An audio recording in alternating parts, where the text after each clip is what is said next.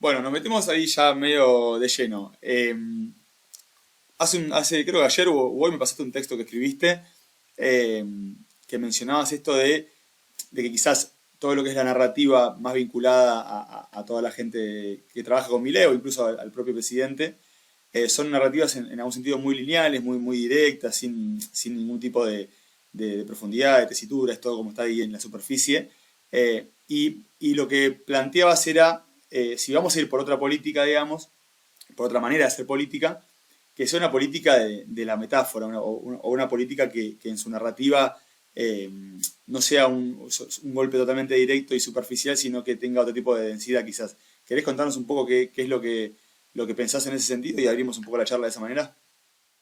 Me parece, o sea, gracias primero por leerme y creo que vengo laburando y venimos laburando con un par de colegas también esta búsqueda que tiene que ver con abrir a nuevos imaginarios, ¿no? O sea, se siente, por lo menos generacionalmente, que hay como un destino bastante escrito respecto a nuestro futuro, o sea, la idea de desolación, desesperación, depresión, tristeza, que uno puede leer, interpretar más o menos de la época, eh, da la sensación de un destino cerrado. Y además se relaciona muchísimo con la oferta de trabajo diaria que tenemos constantemente con las pantallas, ¿no? Una facilidad para la interpretación de mensajes todo el tiempo, una sistematización de esa sobreinformación que hace que uno tenga estímulos más o menos conocidos todo el tiempo e imágenes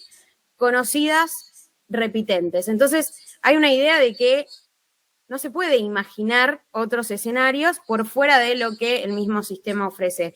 Me parece que romper con esa lógica, más allá de un montón de otros elementos que después podemos ir charlando igual, creo que hay algo de, frente a esa oferta, poder sustraerse de esos imaginarios y abrir el juego a contar segundas historias, ¿no? Cito en esa nota que mencionás a Ángel Fareta, que es un crítico de cine que habla mucho sobre la alegoría y la metáfora, y la idea de que, bueno, él particularmente en el cine, pero uno lo puede pensar en la historia del mundo, hay siempre una primera historia que vendría a ser como el cuento simple, pero que es tarea de cada uno de nosotros interpretar la segunda historia, que hay debajo de las narrativas que llevamos adelante. Y en esa búsqueda me parece que nosotros como Argentina tenemos un montón de mitos, ¿no? De ideas de la Argentina que subyacen en mucha de nuestra historia material, en mucha de nuestra historia contada, pero que son los grandes momentos revolucionarios de nuestro país. Entonces, para mí, hablar de la metáfora, hablar de lo complejo, hablar de las segundas historias, tiene que ver con recuperar algo de nuestra historia y del motor de la historia, por lo menos en Argentina.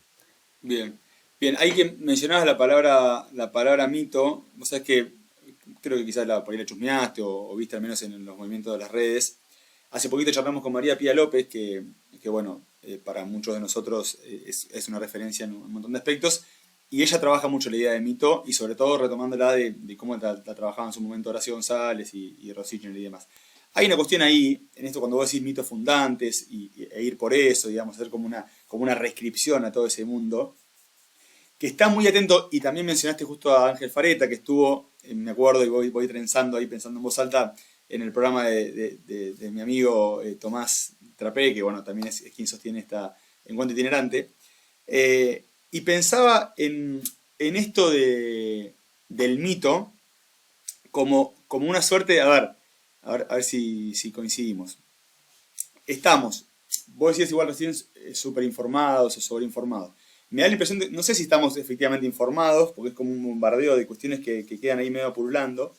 Eh, y lo que me da la impresión de que hace falta, en algún punto, es volver no sé si a comprender, pero dar cuenta de que los mitos muchas veces tienen una potencia mucho más significativa que quizás ideas concretas, entonces, o sucesos concretos. Entonces, retomarlos, que no quiere decir ser conservador, digamos, es como tomar ciertas fuerzas del pasado, narrativas, que evidentemente o hemos dejado de lado o se han reconfigurado de alguna otra manera o se han disuelto, Entonces me da la impresión de que lo que tenemos que ir en búsqueda, no sé si va un poco de la mano con lo que mencionás vos, es de ir por esa, no sé si es una reinvención, pero sí es volver a capturar esas narrativas fundantes, no despojadas de épica. Hoy que, no sé si lo leí, no sé si lo escribiste vos o leí otro texto de estos días, de que alguien decía, qué paradójico, ¿no?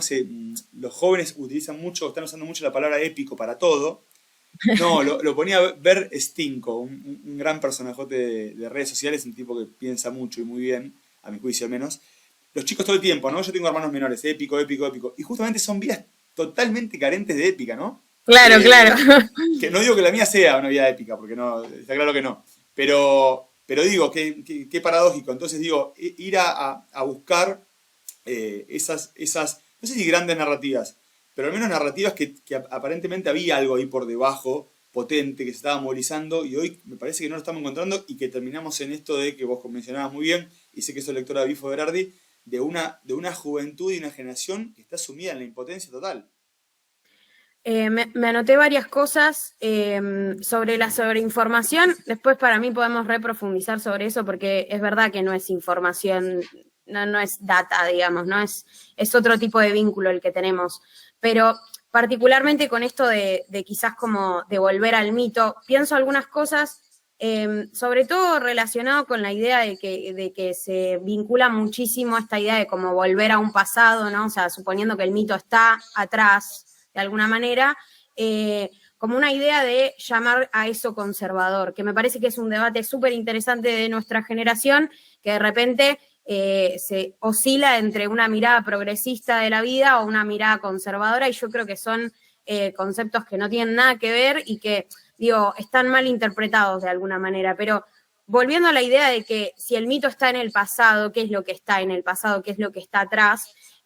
Siento que en definitiva hay un reconocimiento ahí atrás, ¿no? En la historia, si se quiere, de exactamente lo hablaste vos, momentos fundantes, ¿no? O sea, experiencias fundantes que marcan el camino y abren determinadas épocas. Y yo creo que ahí está la gran pregunta que nos podemos hacer hoy, y que por eso digo, volver al pasado sería una mirada extraña del mito, que es ¿cuál es la injusticia, ¿no? De la que somos víctimas? ¿Cuál es la violencia fundante? El momento de expropiación del capital. Digo, hay miles de formas teóricas de pensarlo, pero reconocer quién es el enemigo de alguna manera en términos smithianos, o sea, quién es el que no nos está dejando vivir esta vida, quién es el que en definitiva, al que le servimos tristes, depresivos, suicidas, ¿no? Y yo creo que reconocer ese punto de injusticia es y ordena básicamente todos los elementos del mito.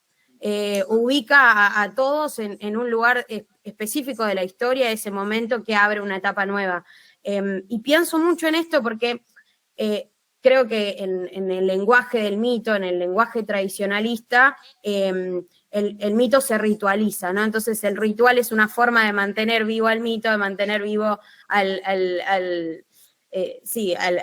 la tradición, si se quiere. Entonces, ¿cuáles son los rituales con los que hoy contamos? Y estamos tratando de traducir estos términos. ¿Dónde podemos generar esos rituales de preservación del mito, pero sobre todo de narración de nuestras propias vidas? Creo que en definitiva el rito es eso, ¿no? O sea, ubicarnos a nosotros en un lugar específico frente a una justicia específica junto a un enemigo específico. Entonces, recuperar algo de esos lugares de ritualización me parece que va a ser fundamental para esta etapa, porque no solo implica la subsistencia material, ¿no? O sea, juntarse con otros, explicarse materialmente, sino también una cultivación del propio espíritu, de la cultura Total. en general. No, eso ni hablar, pero por eso yo a la idea de mito la tengo mucho más vinculada a una manera de inscribirse en una línea o ser continuidad de algo que está en movimiento. Digamos, el mito es una cosa que no está para nada acabada, que Claro. no suele entender de épocas, digamos, y es algo que está ahí, hay como una potencia ahí que está por dilucidarse, pero nunca se termina de dilucidar, y que solo surte el efecto que surte si efectivamente continúa como mito, digamos. Y me parece que ahí es donde nosotros tenemos que conectar estas cuestiones que vos mencionás muy bien. Es decir, bueno, ¿hasta qué punto conservar ciertas cuestiones es de conservador en los términos en los que entendemos al conservadurismo, y hasta qué punto es hacerse de una fuerza que siempre está ahí y que no deja de ser emancipatoria, digamos. Y con esto no digo de estrictamente, que se está hablando mucho ahora, que igualmente es un debate que está súper piola, digamos, no para nada lo obturaría, digamos, pero esto de, por ejemplo, volver a Perón, ¿no? Volver a, que quizás sí, digamos, o sea, Sí. o quizás de otra manera, está genial, pero digo, no digo estrictamente de volver pero digo, sino de hacerse justamente de eso, de ese tipo de fuerzas que efectivamente están ahí, que se pueden reconocer en cada época, digamos, en distintos lugares, en lugares distintos, espacios distintos, o en construcciones distintas, pero que sí no deja de ser algo que hay que en algún momento, me parece, replantearnos e ir en búsqueda, digamos, estar en una búsqueda constante.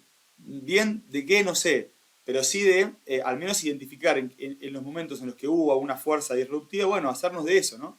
Y en ese sentido, más que respetar de manera sumisa o asumir que las cosas son de una determinada forma que no lo son, digamos, ¿no? Es estar abiertos a que básicamente el pasado no deja de estar hablando de nosotros y no deja de estar hablando de lo que viene, digamos. O sea, no me quiero pasar de benjaminiano, pero digo, ahí está también la fuerza, digamos, de lo que está por venir.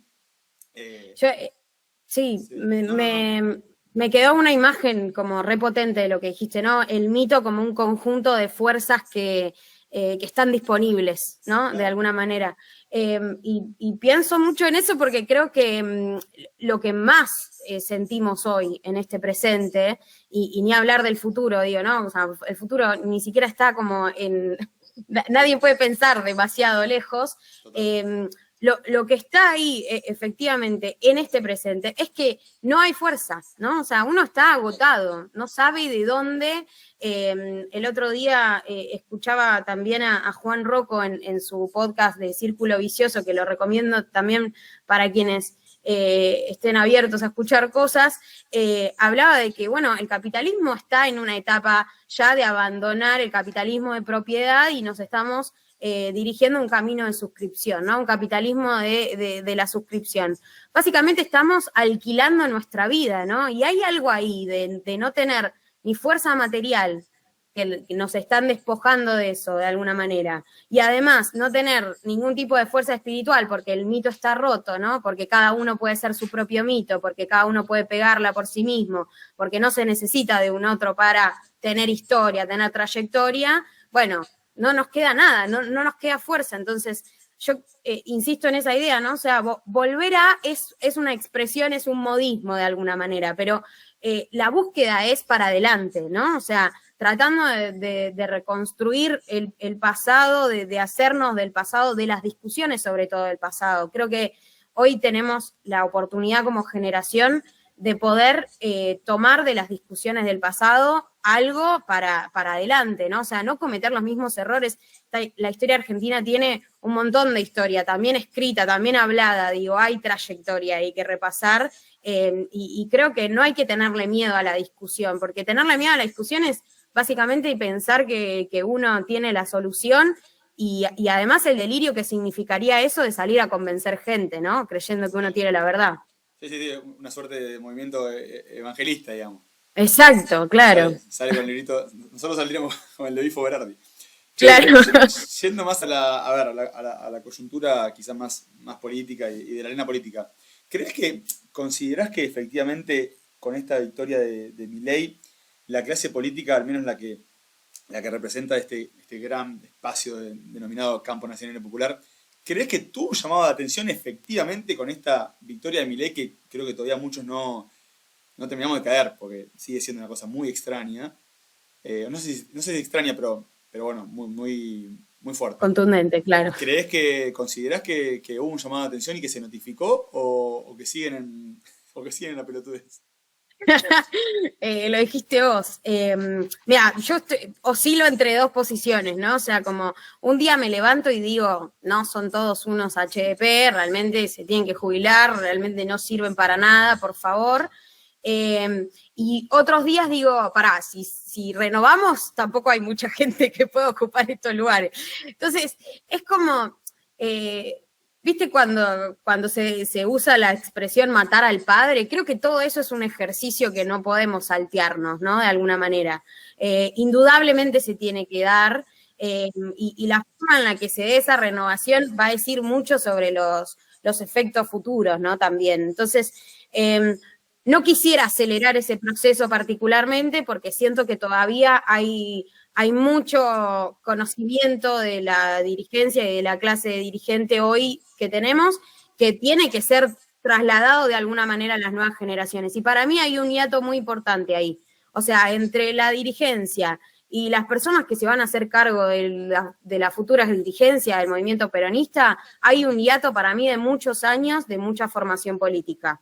Yo creo que la dirigencia del Movimiento Nacional y Popular no formó cuadros para este siglo que se venía, no se enfocó en eso y creo que eso lo vamos a pagar muy caro. Hay una lectura que quizás es un poco forzada, ¿no? Pero el neoliberalismo necesitó un golpe de Estado en los 70 para instaurar su modelo con el Plan Cóndor. Bueno, la democracia, después de la caída del muro de Berlín, básicamente no necesitó golpes de Estado y formó a cuadros enteros en todo el mundo que defiendan la democracia liberal.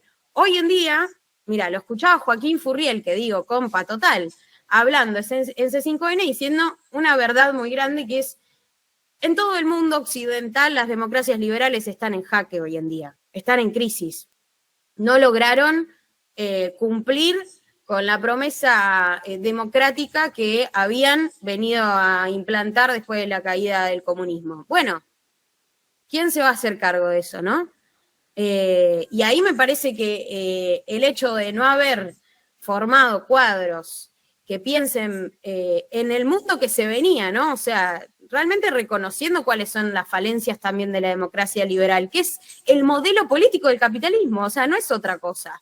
Entonces, en esa lectura yo creo que ese hiato lo vamos a tener que acelerar nosotros de alguna manera, ¿no? O sea, no quiero acelerar a la dirigencia en ese proceso, quiero acelerarnos a nosotros. Quiero que nosotros estemos un poco más malentonados con la situación, que nos pesen más las injusticias y que nos comprometa un poco más a querer tomar la posta. Pasa que entiendo que es difícil en este contexto, ¿no? O sea, uno pierde el trabajo y de repente se tiene que encargar de encontrar alquiler, de encontrar otro trabajo, de vivir, de comer, de ser feliz encima, porque el mandato es ese, o sea, es realmente imposible, parece realmente imposible, pero creo que no hay otra forma de vivir, o sea, no encontraría otra solución a este asunto.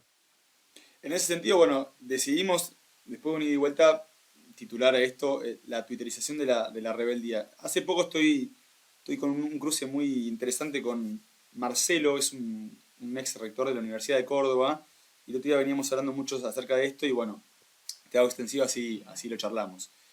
A mí lo que me está pasando con esta suerte de neologismo de la twitterización y demás, es que hace rato vengo charlando con amigos, amigas, con compañeros y demás, de qué manera, está claro que nosotros tenemos una relación con la experiencia eh, súper mega mediada, digamos, por el aparato, que eso en otro momento no estaba, y esto no es para hacer gala de momentos pasados, digamos, eso está claro que no, pero para ver de qué manera nosotros nos estamos parando ante la experiencia.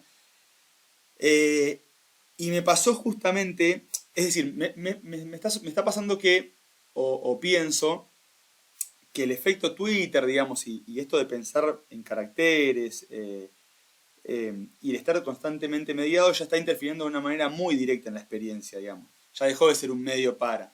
Es un medio, es un proceso que está subjetivando. Me parece que nosotros ya pensamos en una experiencia en caracteres, pensamos narrativas en caracteres. Entonces, lo que me pregunto, ¿y qué me pasa? La estoy haciendo un poco extensa, pero bueno, No, está bien. lo charlamos. El otro día en la marcha del 24, que fue súper mega masiva y muy importante, digamos, y a uno lo reconforta que haya tanta gente y demás, empecé también a notar esto de esta necesidad de estar constantemente reflejando y reafirmando constantemente el yo en la marcha, con foto, con Twitter, con demás. Ahora, me empiezo a preguntar hasta qué punto realmente eso empieza a modificar nuestras experiencias y se empieza a desinflar en algún punto. Me da la impresión de que no está reforzando las experiencias, está desinflando las experiencias y nuestra manera de experimentar ciertos sucesos, por ejemplo, de ir a una marcha y todo lo que significa hoy en día el encuentro de los cuerpos con los cuerpos, porque más allá de que venimos de una pandemia que fue tremendo, también somos sujetos, estamos muy aislados con el tema de la tecnología. Entonces, no sé qué te parece a vos, a mí me da la impresión de que justamente eso, de que está desinflando un poco la experiencia y la potencia, y nos está quitando también, no sé si es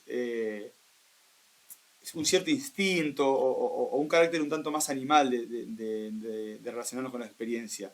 Creo que en ese sentido ahí sí se conecta un poco con la impotencia de la cual también habla Bifo y esta manera de estar como anestesiado, ¿no? Me encanta todo lo que decís porque me pasó exactamente lo mismo con la marcha. De hecho, volví muy tomada por la situación y lo hablé un montón con amigos. Doy este contexto porque me pareció súper violento. Estaba entrando a la Plaza de Mayo y no había grande técnica de sonido y para acercarte, o sea, tenías que acercarte bastante para poder escuchar. Había lugar cuando entramos a un espacio donde se escuchaba, la gente estaba toda sentada y charlando y ranchando mientras estaba hablando Estela de Carlotto. Y a mí me dio una impotencia que yo, o sea, me convertí en una vieja chota, ¿viste? Y digo, la puta madre, ¿qué está pasando? ¿Cómo puede ser? Está hablando Estela de Carlotto, chicos, escuchen. Y la gente estaba como en su mood. Yo dije, boludo, hicieron cool la marcha del 24 de marzo y no lo puedo creer, ¿entendés? Ahora es como... que de vuelta, ¿no? Entra en contradicción con el hecho de que uno siempre quiere que la marcha sea masiva, pero de alguna manera me pregunto lo mismo, ¿no? ¿Estaremos vaciando de contenido político las cosas, tanto como para ser capaces de simplemente reforzar nuestra identidad en una plataforma, ¿no? Porque en definitiva creo que todo este show de ser basado en Twitter, de subir fotos a Aesthetic a Instagram y de hacer buenos TikToks, no se trata más que nada de una búsqueda de validación de un otro que ni siquiera es un otro real, sino que es un algoritmo y es una corporación, en definitiva, que nada, nos roba tiempo y data. Entonces, esa pregunta sobre qué pasa con este vaciamiento casi orgánico que se hace, ¿no? De la política, es una oferta completamente aséptica, está limpia, no tiene nada, no tiene complejitud, no tiene porosidad, no hay debate, nunca se puede tener debates. En cualquier cosa igual, en cualquier... Estoy hablando, no sé, incluso hasta del feminismo en redes. Ahí no, el debate no existe, hay que suturarlo de alguna manera, no puede haber contradicción. Y yo creo que todo eso hace que la política se vuelva un eslogan, ¿no? Algo que lleva firma incluso. Y me parece que sería como la muerte de la política en tal caso. Y hablando esto de si las redes sociales y la pantalla y demás, y esta propia subjetivación que ofrecen las plataformas, que es obvio, o sea, sí, concretamente nos subjetivan, nos hacen pensar de determinadas maneras, nos hacen ser de determinadas maneras, y a la vez nos aíslan a nosotros que somos animales políticos, no es que somos humanos, o sea, es otra categoría la que ocupamos en el plano social. Yo creo que no solo que la rebeldía está inaccesible, ¿no? O sea, no es que la podemos tomar y podemos ser rebeldes. La propuesta que hace el mismo sistema para ser rebeldes es una propuesta completamente adecuada para el propio algoritmo, que es esta rebeldía irreverente, ¿no? Es de ser polémico al extremo, generar indignación. Entonces, claro que la rebeldía es de derecha, porque la derecha maneja las redes sociales. Y la propuesta que tienen las redes sociales para ser rebelde es continua, es constante, es lo único que sos en redes sociales. O sea, si no, si vas a subir fotos de gatitos, probablemente te conviertas en una página de memes, ¿viste?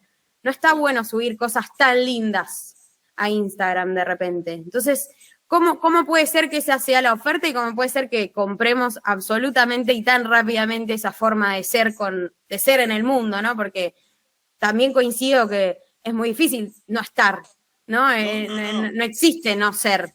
Es parte inherente de la forma en la que pensamos también, independientemente si tengas o no tengas esa red social. Pero ahí hay una tensión del ser humano que de alguna manera tenemos que seguir pensando porque si no vamos a convertirnos en máquinas de verdad y ya todos vimos Terminator, digamos. Sí, no, claro. ¿Qué pensás?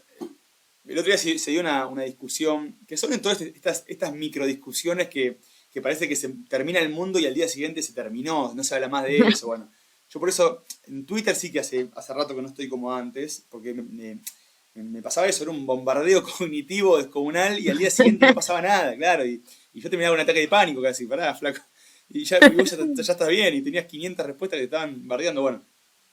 El otro día viste que se armó pero la verdad que es un tanto, digamos, cristalizadora de lo que está sucediendo y está bueno para abrir un debate. Esto de que Rebord estaba con cierto enojo con algunas organizaciones políticas, sobre todo con quizás la más importante del campo nacional y popular, con esto de que, bueno, le estaban tirando a los streamers y Rebord decía, encima que somos streamers peronistas, nos tiran, digamos. ¿Vos cómo vas llevando la tarea del stream? ¿Qué te parece que efectivamente el stream aporta, tiene un diferencial, tiene un activo por sobre la televisión, por ejemplo? Porque además, y abro otro paréntesis, u otra cuestión. Cuando empezamos a ver los números, por ejemplo, ¿no? De TN en YouTube, TN en YouTube es mucho más visto que Rebord, por ejemplo. Claro. Y ahí no tenés, viste, el argumento de, no, bueno, pasa que TN, bueno, se prende en todos lados, en los geriátricos, en los cafés. Claro. Y ahí estamos en YouTube, viste, bueno, ¿cómo pensás este nuevo mundo? ¿Crees que tiene un diferencial? ¿Le ves algo efectivamente potente ahí? Bueno, contame un poquito si querés, aparte vos estás ahí, me estás metida, sos streamer. Yo pasé por varias etapas, porque obviamente que pasé por una etapa de romantización de las redes sociales, que fue cuando la estaba pegando un poco, ¿viste? Y sí, estaba creciendo. Entonces, obviamente que tenía que ser buena con mi jefe de alguna manera. Pero ahora me pasa algo que claramente hubo un cambio a nivel orden mundial de quién maneja la papa, ¿no? Y estamos hablando de corporaciones de comunicación, corporaciones que manejan millonada de dinero que nunca vamos a tratar de comprender en nuestras vidas. Entonces, hubo un cambio de mando de las élites económicas, ¿no? O sea, de rubro por lo menos. Entonces, hoy en día estamos trabajando todos 24/7 para una corporación que no sabemos quién es, que no sabemos quién la maneja, o sea, tipo, será Zuckerberg o, bueno, no sé, el galperín de ellos, pero de alguna manera trabajamos todos para el mismo jefe, aunque querramos que no. Aunque la persona que nos paga el recibo de sueldo sea otra persona, digo, ¿no? Pero bueno, en definitiva... Perdón, te corto y ya seguís. Viste que se está hablando de esto. De hecho, hay un chabón, Nick Srisek, es medio raro, que publica en Caja Negra, un canadiense, que se está discutiendo esto de, che, nosotros efectivamente estamos todo el día laburando para ellos, porque estamos generando información y datos constantemente, gratis, ¿no? Sí, exactamente. Y creo que eso, en definitiva, no es leído como tal cuando se está instalando. O sea, estamos en un momento recién de instalación del concepto del streaming on demand, por lo menos en los países como el nuestro, más subdesarrollados, por ponerlo de alguna manera.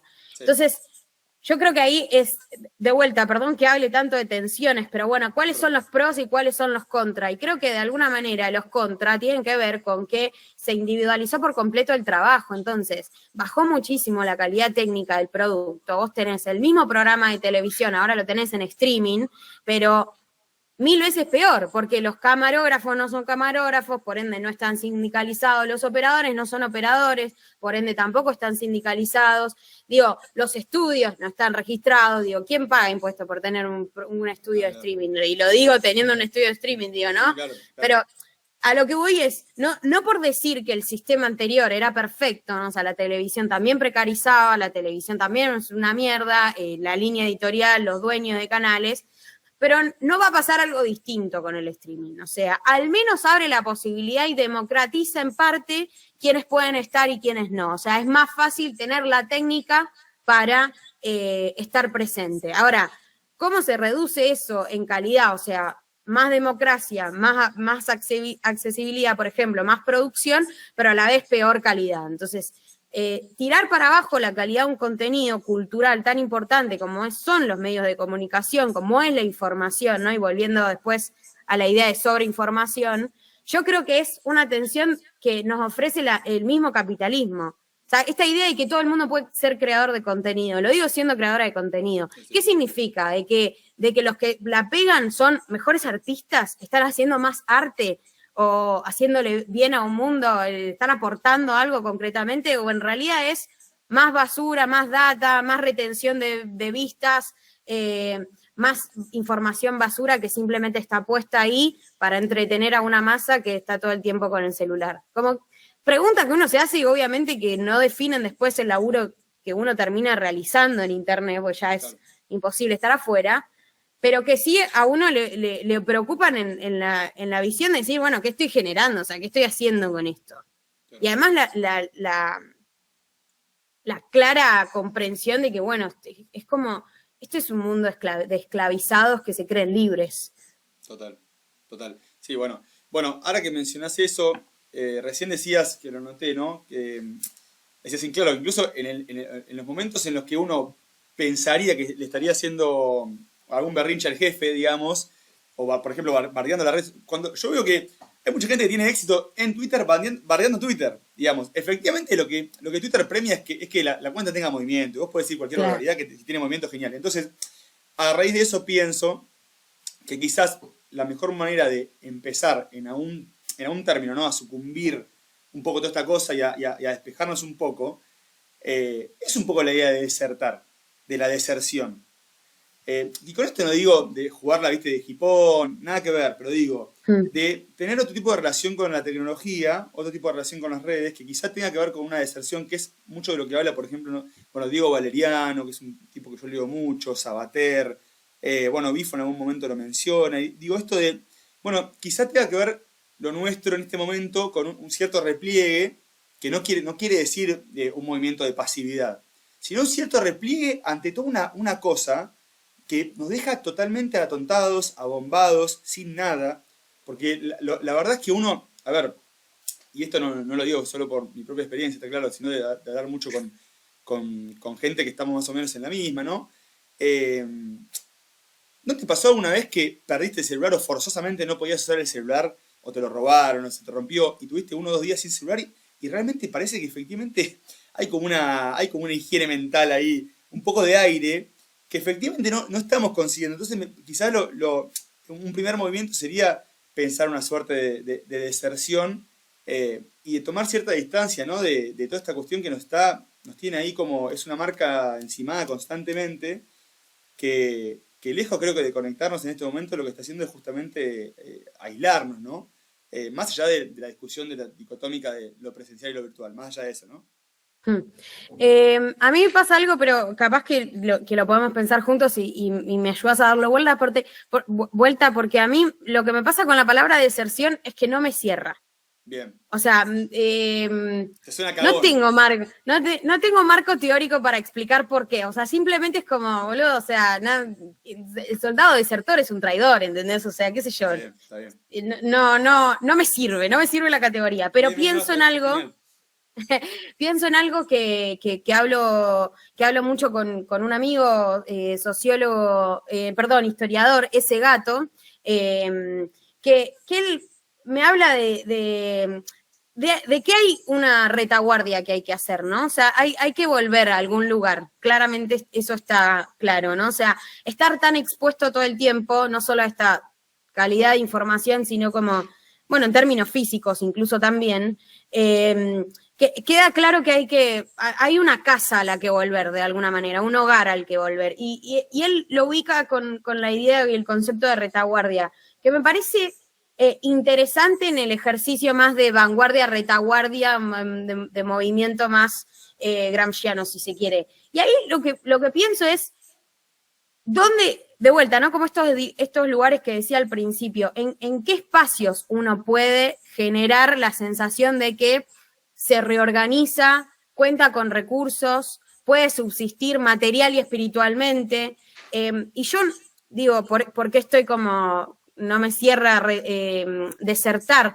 Porque yo no creo que estar ausente de las redes sociales sea una buena estrategia, porque la ausencia en estos sistemas no denuncia nada. La ausencia no denuncia nada. De hecho, en general, tiene que haber un denunciante de que hay una falta, ¿no? Entonces, ¿hay alguna manera en la que podamos estar, en la que podamos hacernos presentes? Porque la denuncia es que somos invisibles, no que no queremos estar. Sí. Entonces, ¿hay alguna forma de hacerse presente? Yo creo que tiene que ver un poco con la organización. De alguna manera tenemos que poder estar y crear una red de lenguajes, de sentidos, de formas, de métodos que podamos demostrarle que hay otra forma de estar vinculado con las redes sociales al resto de las personas. Digo, quizás es solamente estar conectado 1 hora al día y tuitear solo libros, no sé cómo, digo, tiene que haber un ejercicio del estar presente y a la vez estar denunciando este sistema. Y a la vez estar generando otra cosa que sea superadora, ¿no? Porque ninguna de esas 3 etapas puede ser efectiva por sí sola, ¿no? O sea, hacerse presente, denunciar y efectivamente proponer otra cosa. Ni hablar. ¿Qué momento para la lectura, ¿no? Hay que mencionar, postear la foto de un libro. Estamos como con un asedio importantísimo también con el uso del celular y en algún punto, no sé si la necesidad de la notificación, pero bueno, hay algo ahí, hay una relación ahí, una relación tóxica, dirían los pibardos. Pero digo, ¿no? ¿Qué momento para leer? Porque leer supone ahí como una interrupción total de espacio-tiempo en un momento en el que no le damos ni un centímetro, ¿no? A eso. Es dificilísimo sentarse a leer. Es dificilísimo sentarse a leer más de 40 minutos seguidos, ¿no? O sea, sin ser interrumpido por el celular de alguna manera. Yo ahí creo que tenemos que ponernos estoicos. Es como, che, loco, lee, te juro. Hay algo en los libros que abre, en los libros y en las películas también, digo, ¿no? O sea, te puede no gustar leer, pero el cine tiene lo mismo también.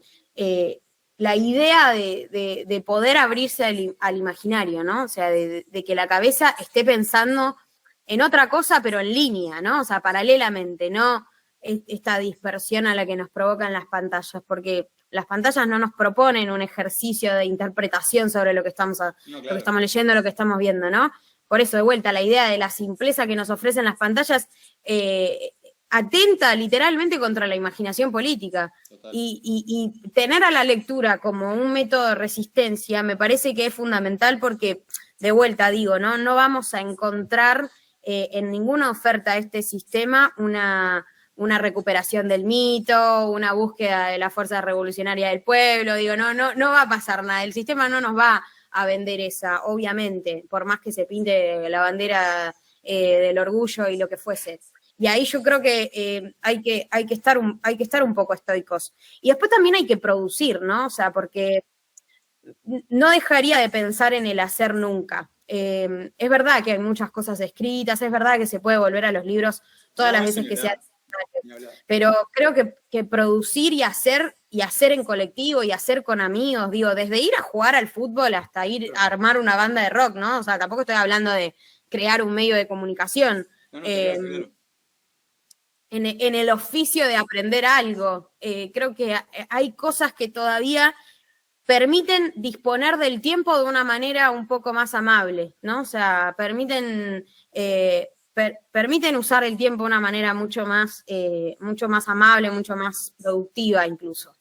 Sí, y hablando de tiempos, digamos, la lectura también lo que hace es inscribirnos a nosotros en otro tiempo, en los tiempos del texto, ni hablar del cine. Y yo cuando pensamos esto de la twitterización de la rebeldía y en general de la vida, ¿no? Me da la sensación de que estamos constantemente en un vértigo, pero digamos, en un vértigo que por debajo y por arriba nunca hay nada igual. Digamos. Claro, sí, total. Ahí el proceso de subjetivación me parece trágico porque hay un proceso vertiginoso, pero que igualmente no hay nada por lo cual de última sentir ese vértigo. Digamos, es la nebulosa, vértigo. Es una cosa como que te deja como muy impotente y ya digamos, yo ya lo percibo quizás erróneamente, ¿no? La verdad que toda mi vida me equivoqué, así que un error más no vendría mal. Pero digo, estos tiempos en los que creo que estamos todos de alguna manera inscriptos, digamos, ¿no? Ya al menos lo puedo ver en todos lados, digamos, por ejemplo, hasta en una reunión con compañeros, digamos, o en una reunión con gente que nos juntamos, leemos un libro y nos queremos juntar, o en espacios que se supondrían de otra manera, ¿no? Con un tiempo o con una forma más amoldada a el pensamiento, la introspección. Bueno, no. Hay también una relación con el drama, con el problema. A mí lo que me parece que las redes sociales también lo que tienen es a homogeneizar el nivel de drama. O sea, todo es un drama. Claro. Y desde la desaparición de un gatito hasta Milei, no sé, queriendo indultar a los milicos. Sí, todo tiene el mismo nivel de gravedad. Claro, y me da la impresión de que eso se está trasladando efectivamente a la subjetividad de la gente. Esto dejó de ser un movimiento de redes. Me da la impresión de que, al menos cuando yo dialogo con amigos, con amigas, digamos, estoy percibiendo también eso, digamos, ¿no? Bueno, pero distingamos, digamos, démosle el drama que merece más o menos esto y esto es otra cuestión, ¿no? Bueno, me parece que no. Y ahí me parece que hay un proceso de subjetivación muy importante y problemático, ¿no? Me gusta lo que decís. De hecho, me parece que tiene que hay una línea entre la idea de esta homogenización de la gravedad del asunto, ¿viste? Está muy conectado con la idea de la urgencia. Y en redes sociales la urgencia es como madre de todo. Claro, total. Porque además de la urgencia como noticia, es la urgencia como entidad que supera a las otras ofertas que está teniendo. O sea, el algoritmo, en definitiva, cuanto más impacto genera el contenido, más interacción tiene el contenido, eso se traduce en mejor posición dentro de la red social. Esa mejor posición que podía pensarse en otro tiempo y gracias a la sociología como una especie de estatus, el estatus que tiene esa información hace que sea urgente no solo para todo el resto de ecosistema de usuarios poder posicionarse, porque lo que determina la identidad de uno en redes sociales hoy es qué postura toma ante estas urgencias. Entonces, por eso el nivel de subjetivación con la gravedad y con la urgencia es tal. O sea, cada cosa que suceda en la vida real o en las redes sociales demanda de mí una toma de postura. Y esa toma de postura es lo que a mí, en definitiva, en este mundo contemporáneo en el que vivimos, me reafirma y me subjetiva, hace que yo sea yo. Entonces, si no hay estos estímulos, si por un momento el tiempo se parara y efectivamente no tuviera un estímulo tan urgente, tan grave, que demande de mí una toma de postura, yo dejo de ser. Y ese es el problema de la contemporaneidad, que nadie es, que estamos completamente indeterminados y que a la vez es como una determinación ya recontra instalada por el propio sistema, o sea, lo que el algoritmo quiera. Y yo ahí creo que, o sea, no sé cómo hacer para escapar, ¿no? O sea, me parece que esa es la pregunta, de cómo en definitiva nos narra algo más, nos cuenta algo más que mi propia decisión constante 24/7 de qué opino todo el tiempo sobre todo. Esta idea de que todo y lo personal es político, que de alguna manera nos sirvió para muchas cosas, ahora se aparece como un diablo, porque en definitiva todos atentan contra mi definición política. Y eso es la no política en definitiva, porque definir amigo y enemigo, no pueden ser todos enemigos míos. Y eso ha instalado el neoliberalismo de alguna manera y todavía no le pudimos ganar, me parece.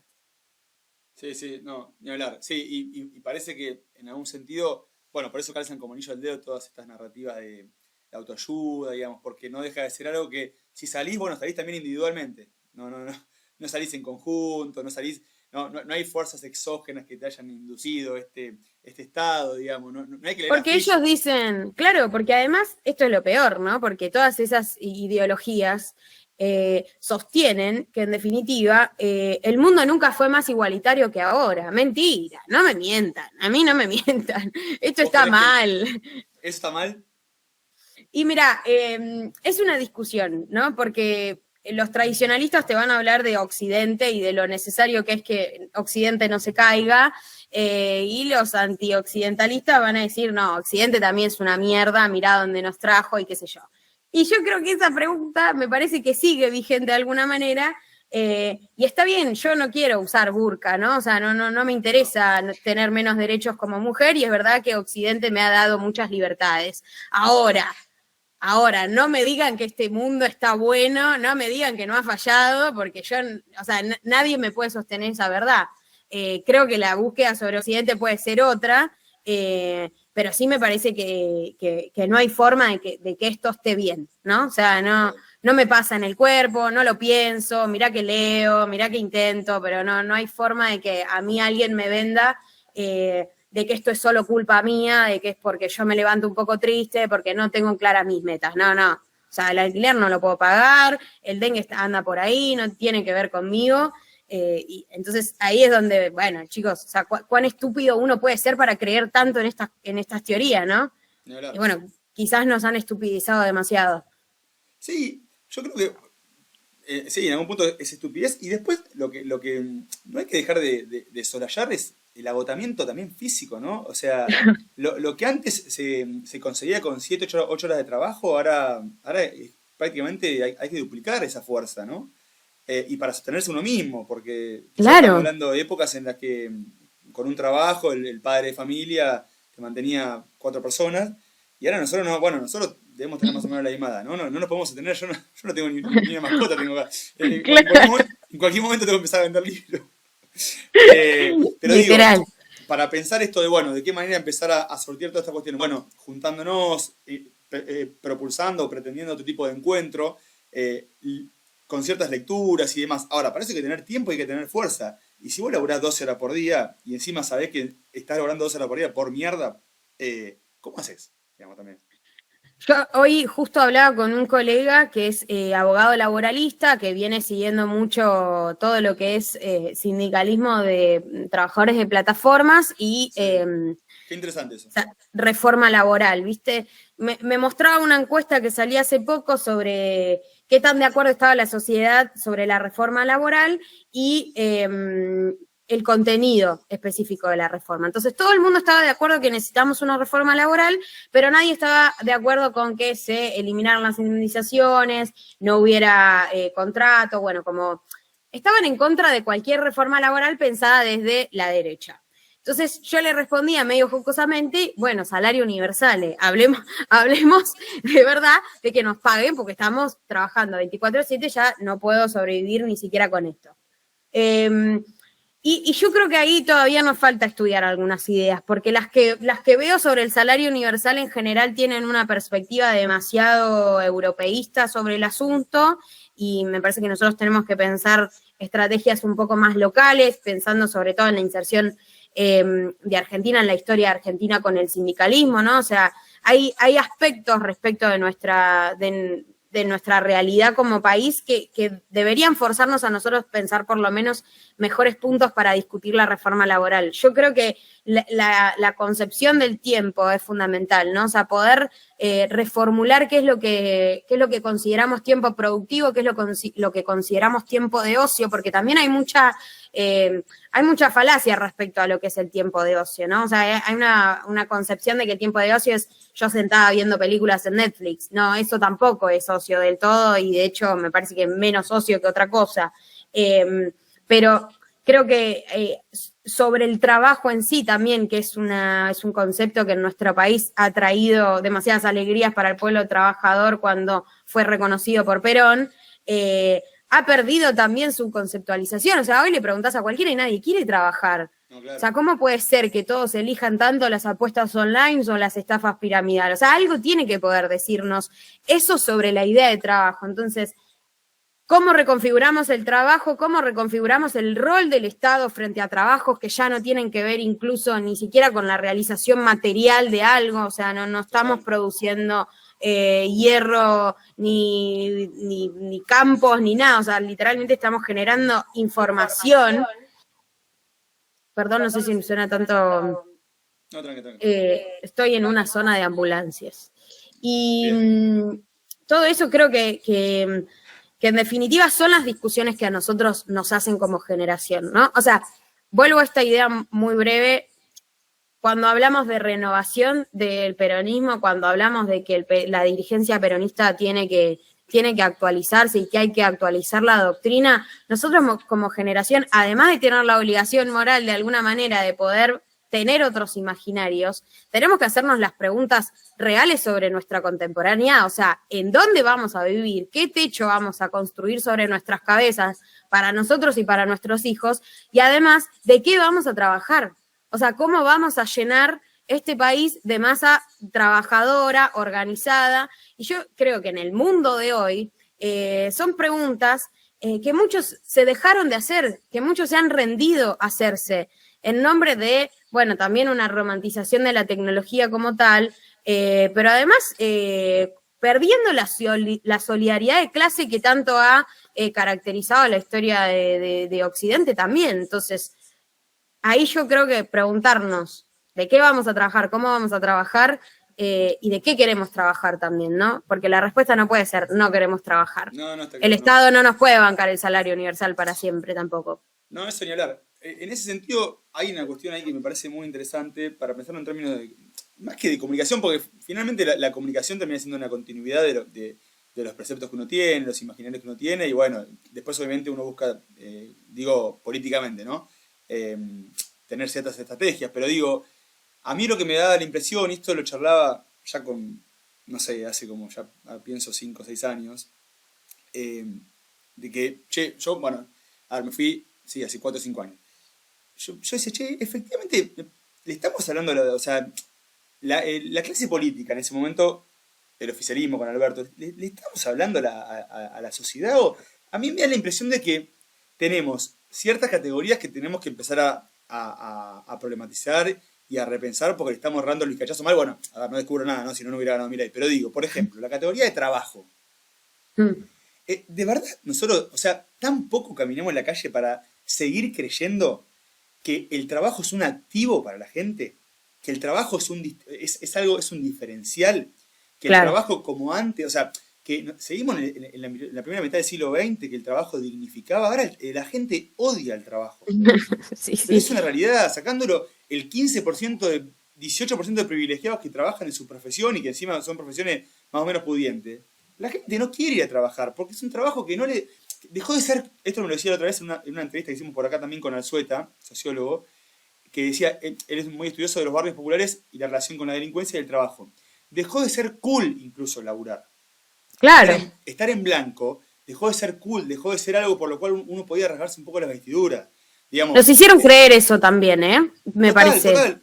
Ahora si querés vamos a eso, pero digo, con tantos cambios que hubo en ciertos paradigmas, cierta manera de pensar, ¿vamos a seguir hablando del trabajo como se hablaba hace 100 años? No, bueno, efectivamente no, hay que pensarlo de otra manera. Hay que pensarlo de otra manera. La palabra y todo lo que tiene que ver con la industria, por ejemplo. La palabra pueblo también, que esto sí que es quizás muy problemático ya, ¿no? Pero efectivamente seguimos creyendo que nosotros nada más somos el pueblo. O sea, sí. En una movilización, por ejemplo, de medio palo, sí. Vamos a suponer una movilización de 500.000 personas, que sería espectacular, ¿no? No estamos hablando ni del 1% del país. Entonces, digo, está claro que con pueblo nosotros hablamos de masa que se moviliza, con cierta conciencia política y demás, eso está claro. Pero, a ver, seguimos dejando de lado una gran masa interlocutora que después, bueno, en la que finalmente te termina votando. Porque si no, caemos siempre en la de, bueno, cuando te votan es un pueblo iluminado que por fin despertó conciencia de clase y cuando no te votan es un pueblo cipayo. No, bueno, efectivamente no. Esto no sucede de esa manera. Con lo de pueblo me parece que es terrible, ¿no? Porque cómo cuesta comprender que uno ya no es popular, de alguna manera. Respecto a eso particularmente siento que el tema de la representación, ¿no? O sea, de la representación, de vuelta, vuelvo a la democracia liberal porque me parece que nos debe demasiadas cosas. Y en ese sentido creo que bueno, cómo operó la comunicación de masas, cómo operaron los medios de comunicación, el cuarto poder, digo, todos conceptos que además, de vuelta a eso también, no terminan de explicar nada de lo contemporáneo, pero bueno, sirvieron en algún momento como categorías explicativas. Ahora, si uno tiene que traducir todas esas ideas, ¿no? O sea, ¿qué es el pueblo hoy? ¿Qué son los medios concentrados? ¿Cuál es el cuarto poder? ¿Cómo están las condiciones de posibilidad para cualquier tipo de revolución? Es muy difícil esa traducción, ¿no? O sea, siento que nos faltan, además, elementos, además, herramientas de analítica, de medición, todo está como puesto muy al servicio de algunas lecturas específicas que correspondan también con el propio sistema de la democracia liberal. O sea, estoy pensando literalmente en las encuestas, ¿no? O sea, ¿qué explican del mundo las encuestas? No lo sé. ¿Qué explican las redes sociales de las encuestas? No me queda claro del todo tampoco. Entonces, esos esfuerzos analíticos que para mí hay que hacer, no hay que abandonar, entran muy en tensión con quizás gente que los viene estudiando de una manera muy simplista, ¿no? Y capaz que dedica una investigación de tesis de 400 páginas a hablar sobre trolls de derecha como si fueran una red de gente organizada que conspira contra la democracia argentina. No, son personas bastante raras en general, digo, no sé, hemos visto videos, ¿no? Están mal alimentados, no les ha dado el sol a esos chicos, no saben hablar, hablan en neutro. Vamos, esa también es nuestra sociedad. Digo, si hay esa gente, ¿por qué estamos usando categorías solamente para confirmar nuestro lugar en el mundo también, ¿no? Me parece que hay que deshacernos de algunos manuales, no en línea por tirarlos a la basura, sino porque hay que inventar también nuevas categorías, hay que poder narrarnos de vuelta. Vuelvo a la idea de la segunda historia, de poder encontrar la forma en la que el mito tome forma de ritual hoy. Todo está conectado de alguna manera con la idea de que tenemos que poder complejizar y no conformarnos con algunas ideas y con algunas lecturas intelectuales, analíticas que hay hoy en día recorriendo y explicando por qué ganó Milei. Bueno, sospechemos de todo, ¿no? O sea, de verdad siento que la época da para sospechar de todo. Sí, bueno, es interesante eso de la sospecha. También porque es un lugar, digamos, como de atención, de ahí como tener la guardia alta incluso de lo que uno piensa, ¿no? De lo que uno trae. Claro. Saber, viste, saber no, en realidad, permitirse la contradicción, no por eso culparse, digamos, somos en ese sentido también muy culpógenos, como un arrastre ahí católico. De recién, cuando hablábamos esto de lo popular, que bueno, sigue siendo, para mí es un debate muy, a mí me apasiona pensar, bueno, ¿qué es efectivamente lo popular? ¿Qué no? Nosotros, por ejemplo, nosotros seguimos creyendo que Victoria Tolosa Paz se sigue considerando más popular que Fátima Flores, por ejemplo. Obviamente no lo dijo, digo, ¿no? pero como ideario. Porque Victoria Tolosa Paz habla 2 segundos de la solidaridad y de conciencia social. Entonces, yo creo que empezaría a pensar, si bien ya mucha gente lo hace, ¿no? Pero digo, discutir y poner sobre la mesa, bueno, efectivamente, ¿cuáles son los estereotipos o cuáles son las formas populares de nuestro pueblo? Y Fátima Flores. Una mina que se ríe de todo, que medio, viste, que aparenta ser media tontolona, que después es súper punzante, que es una mina del teatro, el teatro de revista. Digamos, ahora nosotros creemos realmente que, por ejemplo, Fátima Flores no es una mina popular, es una mina súper popular. Es una mina súper... Porque vos vas a la despensa, y de acá a la esquina, y la tipa... Y todo el mundo sabe quién es. Eso ni hablar, y aparte tienen una forma, digamos, de ser argentino, un tanto desfachatado. Entonces, en algún momento nos comimos la galletita de que Victoria Tolosa Paz era un estereotipo más popular que Fátima Flores. ¿Por qué? ¿Por decir 2 veces justicia social? Yo ahí te refuto una cosa. Dale, a ver, obvio, sí, me encanta. Para mí, o sea, Fátima recontra es popular, pero porque, bueno, responde acabadamente al mito, o sea, el teatro, mujer que se realiza a sí misma, que viene de la nada, que llega, digo, no sé, es el concepto de femme fatal, Evita incluso, digo, ¿no? O sea, también teatro. Ahora, yo no sé si nos comimos el verso de que Victoria Tolosa Paz era popular. Creo que nos comimos el verso de vuelta, insisto, la democracia libera el partido, la idea de que los votos y el sello dan votos y de esa manera vamos a ganar. Bueno, hay algo de vuelta, ¿no? Como esta idea, la representación se ha roto. En algún momento el peronismo dejó de representar y dejó de representar por poner al partido por sobre otras cosas, por poner a la alianza electoral por sobre otras cosas, por poner a la unidad por sobre la tensión, digo, no hubo política, no hubo programa político. Entonces, todo eso hace que cualquiera que quiera performar la idea popular termine siendo, la verdad que tipo vulgar, ¿entendés? De alguna manera. Y yo creo que eso se vio, eso se notó. Nosotros nos hicimos un poco más los boludos porque de alguna manera entendíamos que la otra oferta era realmente trágica, pero la verdad que yo voté convencida, obviamente que voté convencida, pero no voté representada. Y yo creo que eso hay que ponerlo sobre la mesa, ¿no? Hay que ponerlo sobre la mesa, sobre todo porque literalmente vean la persona que nos gobierna, o sea, no hay... Yo a veces me confundo, digo, che, no puedo creer que hay gente que literalmente esté haciendo autocrítica como si, o sea, como si tuvieran que hacer autocrítica. Chicos, vean la televisión, pongan el canal de la Casa Rosada y la autocrítica está hecha, digo, ¿no? O sea, esto es lo que ganamos por no haber hecho todo lo otro. Total. Sí, se me perdió lo que te iba a decir. No, bueno, esto. Hace 2 o 3 días, una amiga y compañera, Camila, con quien también compartimos muchos textos y demás, escribió algo, me lo pasó. Y si bien me parecía que un texto estaba muy bueno, hay una cosa que, bueno, que le discutí, que charlamos un rato, que estuvo bueno, de que en un momento ella decía, bueno, era un texto muy para la militancia, digamos, no muy intramilitancia. Estaba claro eso y estaba bien, ¿no? Cada uno con la búsqueda. Pero en un momento mencionaba esto de, bueno, los votos que perdimos de nuestro pueblo, digamos, de nuestra, como si las clases populares fueran una cuestión, viste, ya por antonomasia peronistas. No, claro, lo que sucedió es que Perón identificó un problema, lo abordó, dio con una fibra íntima que era educación para todos y trabajo. En una época que estaba asignada por el paradigma de que el trabajo era digamos, una vía a la dignidad, digamos, al ascenso, a un estatus. Bueno, nosotros seguimos hablando, por eso cuando a Kicillof lo matan por decir hay que reinventar las canciones, me parece interesante eso de Kicillof. Está claro que no decía olvidemos la historia, o un montón de cuestiones más allá de que también hay una interna ahí que, bueno, es parte de la interna de la cámpora con Axel, pero más allá de eso, ¿no? Digo, creo que cuando Kicillof decía reinventar, más que nada, bueno, empecemos bueno, ¿cuáles son los problemas de hoy? Efectivamente los problemas de hoy. Porque incluso el trabajo, no hay una masa importante, estos números, y también uno lo palpa en la calle y con amigos y conocidos de distintos estratos sociales y demás. No hay una falta de trabajo.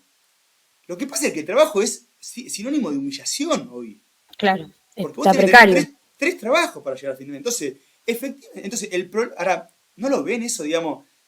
¿No ven que claro, no la ven? ¿No ven que el problema dejó de ser el trabajo en sí? Nosotros seguimos hablando, seguimos machacando ahí. Y creo que cuando Kicillof dice reinventar las canciones, es decir, muchachos, me parece que estamos dando el cachazo, hay que buscar otras problemáticas. Por ejemplo, esto, de que el trabajo dejó de ser un activo.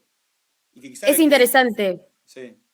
Es interesante que marques a Kicillof porque justamente él, no me acuerdo exactamente la fecha, pero tiene una discusión con Grabois en la presentación del último libro de Grabois sobre la idea de empleo formal y pleno empleo y el planteo de Grabois de que eso no va a pasar, de que eso no existe, no hay chances en este sistema. Es un debate muy bueno que está en YouTube, que lo recomiendo, porque bueno... Kicillof un poco plantea que es obvio que vamos a ir en línea al pleno empleo. Bueno, no parece, bueno, esa tensión.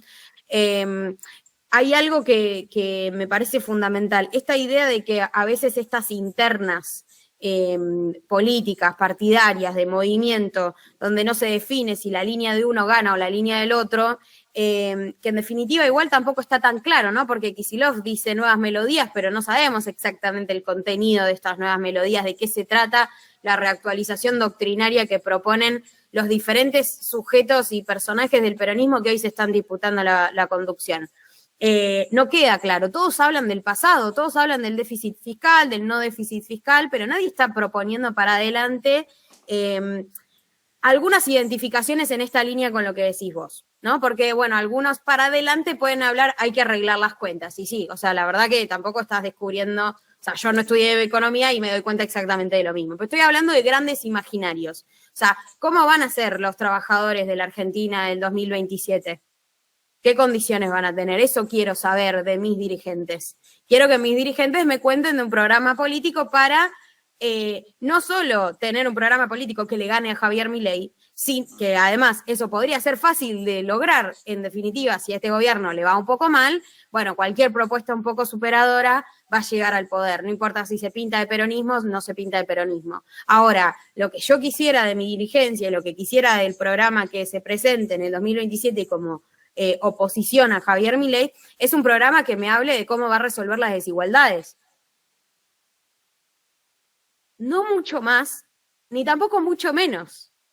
Pero si no hay una clara identificación de cuáles son las desigualdades de nuestro pueblo hoy, ¿cómo puede ser que casi todo nuestro territorio, bueno, no casi todo nuestro territorio, pero gran parte de nuestro territorio esté en manos extranjeras, que efectivamente los recursos naturales van a ser explotados por fuerzas extranjeras, que tenemos conflictos abiertos en casi todos los frentes y que además nuestro pueblo es completamente pobre porque tenemos el 60% de los niños menores de 15 años en la línea de la pobreza? Digo, hola, ¿qué tal? ¿Alguien puede decirme cómo vamos a resolver las desigualdades?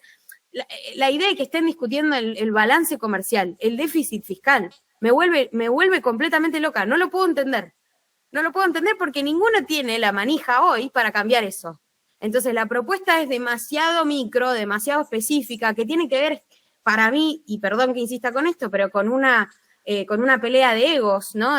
Porque de definitiva se trata de quién va a tener la cartera cuando ganen de vuelta, que me parece patética, no me gusta, no me entretiene, no me divierte, incluso me enoja. Y yo creo que ahí no la ven, ¿no? Ahí no la ven, no tienen en claro qué es lo que hay que proponerle a la gente para volverla a enamorar, para volver a tener programa, para volver a ser populares. Se están hablando entre ellos para definir quién se va a quedar con qué ministerio de vuelta. Bueno, no sé, chicos, qué sé yo si sale así. Claro, no, ni hablar.